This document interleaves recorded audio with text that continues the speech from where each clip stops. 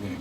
3년 동안 그 홍콩이 자유 홍콩이었잖아요. 저도 이전에는 해외여행 갈 때는 홍콩이 싱가포르 이런 쪽으로 좀 많이, 괌도 좀 많이 가고 그랬었는데,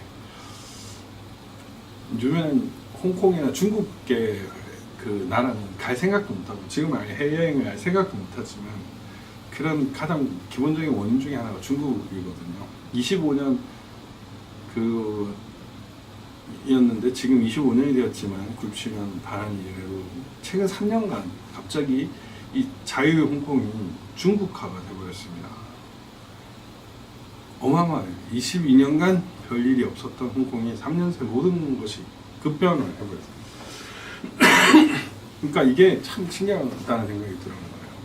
어느 순간 갑작스럽게 이렇게 바뀔 수 있다는 거는 우리나라 대한민국도 이럴 수 있다는 얘기거든요. 항상 그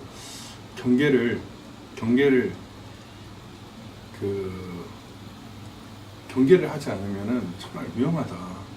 중국화가 급 가속되고 있다. 25년을 축하하는 내용이 아니라 이제는 진짜 악몽이다. 제가 국세청에서 강의를 할 때 그 1997이라는 홍콩 번호표는 살 수가 있습니다. 홍콩 번호표는 살 수가 있어요. 그 자동차 번호판이. 그래 1997 번호판이 어마어마하게 크게 팔고, 뭐 8888 이런 것도 비싸게 팔고 있는데, 그런 번호판이 되게 비싸게, 1997이 제일 비싸다 뭐 이런 얘기를 할 정도로 1997년은 정말 의미 있는 해였는데, 지금은 홍콩 시민들한테는 정말 악몽이 되어 가고 있죠. 예, 중국화가 3년 동안 완전히 완성이 됐습니다. 근데 그 핵심이 뭐냐면은 결국엔 이 송환법이에요. 홍콩의 국가보안법, 홍콩 국가보안법이 결국에는 국가분열, 외국 세력과의 결탁, 정권 전복, 테러, 무기징역 해석고, 애국인사, 친중인사의 출마만 가능하도록 해가지고 홍콩이 지금 완전히 이렇게 망가졌습니다. 그래서 핑커 일보가 자진 폐간이 됐고, 리창 신문, 시티즌 뉴스, 팩트와 이어 이런 매체들도 폐간됐고, 집회의 자유도 폐간됐다. 이런 식으로 됐어요. 천안문 민주화 시민 주공 행사도 이제는 못하고 있죠. 이게 너무나 어마어마한, 그리고 교육에서도 보통화, 후통화라고 하는 이것이 이제 일반화되고 있고, 일국 양제가 50년간 이렇게 지속하게 됐는데, 갑작스럽게 중국이 뭐 홍콩을 완전히 중국화 시켜버렸습니다. 그래서 이제는 뭐 탈홍콩이 이제 대세죠. 자유 홍콩이 이렇게 망가졌는데, 이 홍콩이 결국에는 우리나라가 될 수 있다라는 겁니다. 그래서 시진핑 집권 후에 노골적 통제로 나서고, 간접 선거로 친중 인사를 앉혔고, 우산혁명도 진압을 해버렸죠. 저는 이 코로나가 사실은 홍콩 시위하고 관련이 있다고 생각을 하고 있습니다. 이 코로나 사태가 그 홍콩 그 민주화, 그게 운동이 너무나 극렬하게 일어나고, 우산혁명이 세계적으로 보급되다 보니까 이걸 없는 그 걸로 이 코로나 바이러스, 중국왕 바이러스를 퍼뜨린 것이 아닌가, 이런 생각을 저는 솔직히 하고 있어요. 일단 위험한 거죠.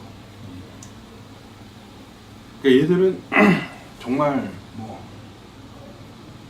어마어마합니다. 그러니까 정치, 언론, 경제, 안보, 국가보안법, 그 다음에 금융 허브 지위를 상하이 선전으로 가져가 버렸죠. 본토와 교체 거래를 확대시켰고, 반중 민주 언론을 탄압을 해버렸습니다. 그리고 홍콩 행정장관 선거제도를 개편해가지고 중국 전인대 상무위원회의 사전 승인을 요구를 해버렸죠. 홍콩을 그냥 아예 먹어버렸습니다. 너무나 슬픈 현실인 거죠. 이제 갈등의 25년사가 되어버린 거예요. 정말 그 영국 치하의 홍콩이 정말 자유로운 홍콩이었다 보면, 중국 치하의 홍콩은 정말 최악의 끔찍한 그런 홍콩으로 되어 있습니다. 홍콩에 50년 동안 이제 1997년 7월 1일 날 중국으로 반환되면서 고도의 자치권을 부여하기로 약속을 했는데 22년은 적당히 봐주다가 어느 순간 중국화를 급격하게 해버린 거죠. 네, 이제 그 역사를 보면은 99년 거주권 분쟁이 있었습니다.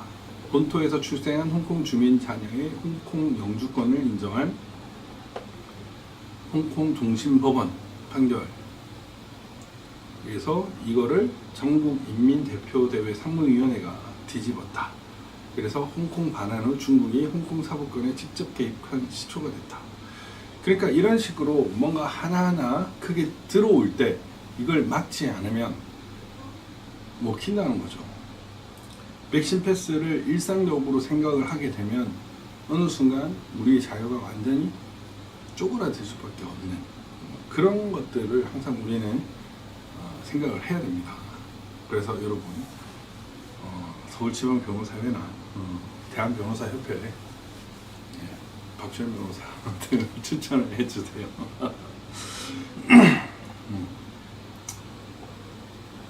심각한 상황이죠. 중국인 혐오 2012년 메뚜기 떼 논란. 2012년 2월 1일 홍콩 현지 반주 매체인 핑코로바오 이또 핑코바 일부가 2021년에 또 폐간됐습니다. 거대한 메뚜기가 홍콩 랜드마크인 사자상 정상 위에서 홍콩을 내려다보는 전면 광고가 실렸다. 홍콩이 18분마다 100만 달러를 써서 쌍페이 아동을 키우길 바랍니다. 홍콩인은 참을 만큼 참았다. 본토의 쌍페이 임산부의 홍콩 침입을 제한하라 등 본토인을 향한 혐오감이 묻어있는 문구로 동조했다. 샹페이 아동 둘 다 홍콩 주민이 아닌 중국 본토 부부가 홍콩 원정 출산으로 낳은 아이를 뜻한다. 중국 본토인이 원정 출산, 분유 싹쓸이, 메뚜기 때는 거죠. 부동산 투기, 일자리 빼앗기 등 불난 홍콩 주민들이 홍콩의 자원을 싹쓸이하고 있다고 해가지고 메뚜기 광고를 했죠.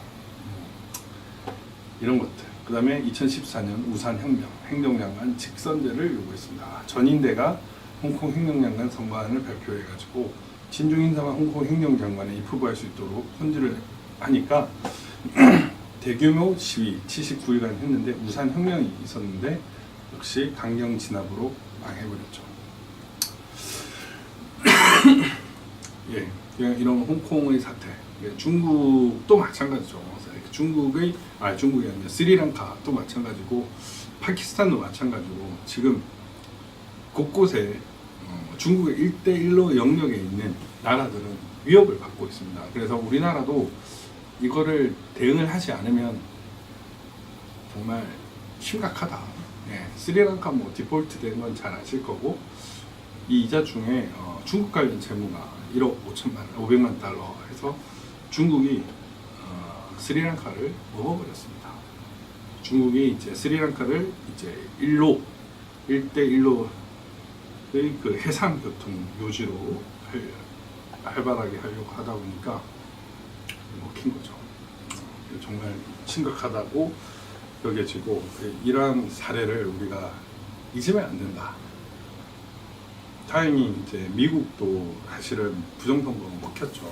근데 다행스러운 거는 이제 텍사스 공화당의 강령에 바이든은 대통령 권한 대행일 뿐이다. 부정선거였다. 동성애는 안 된다. 미국의 유엔 탈퇴. 그러니까 어떤 시대적 흐름을 읽는 그런 그 강령이 미 공화당 강령에 이렇게 있었습니다.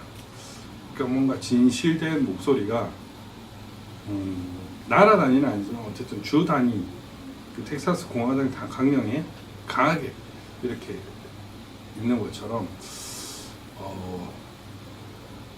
이런 저항 그리고 제대로 된 진실의 목소리를 알려야 한다. 저는 좀 그런 생각입니다. 우리 노력들이 막 그래야 될 것 같고 유엔도 참 좋은 건 줄만 알았는데 이 큰 세계적 흐름을 보면은 이 유엔에 악용한 무리들이 있는 것 같죠. 그래서 미 공화당 그 강령 뭐 이런 것처럼 유엔이나 뭐 이런 평화, 평등 이런 거를 앞세운 애매한 탄소 중립, 뭐 기후 변화 협약, 막 이런 좋은 듯한 구호를 앞세운 어떤 세계적인 흐름을 우리가 지향해야 됩니다. 저는 좀 위기의식을 갖고 이걸 쳐다보지 않으면 어느 순간 나라가 심각하게 먹히겠구나, 이런 좀 솔직한 위기감을 갖고 있어요. 진짜 그러면 안 될 것 같아요. 22년 동안 대한민국이 22년 동안 대한민국이 홍콩이 잘 뭐 나름 그 자유의 체제를 잘 유지를 하다가 어느 순간 확 떨어진 것처럼 이거를 잘 막지 않으면은 안 된다, 이런 생각이 좀 많이 듭니다. 나연님, 맞으시면 안 되죠. 현명하게 해야 된다. 원숭이 투창 같은 경우에도 이제 뭐 이른바 포위 접종의 시작 뭐 이런 식이었지만 결국에는 그 당사자들이 뭐 다 뭐 생각이 있으신 분들이었기 때문에 그렇겠죠. 다 그 인정을 안 했다고 하잖아요. 인정을 안 했다고 하고 있고,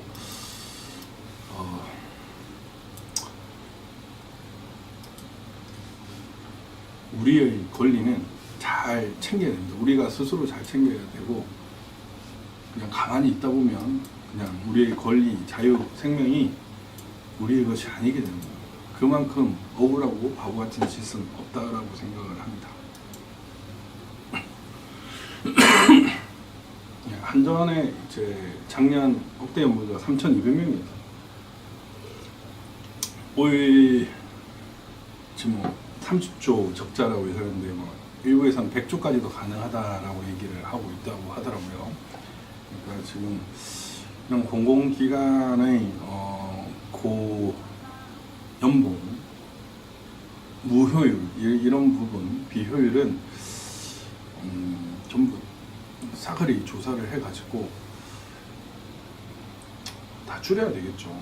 인원수도 감축을 하든지 이렇게 해서 영업이익을 못 내는데 이렇게 많은 인건비를 충당을 한다는 게 말이 안 된다고 생각을 합니다. 이 기관장 연봉이 이렇게 2억 5,615만 원이라는 아마 이렇게 성과급을 뺀 금액일 거예요. 막 그냥 어마어마한 금액을 애들이 먹는 거죠. 이런 것들은 이제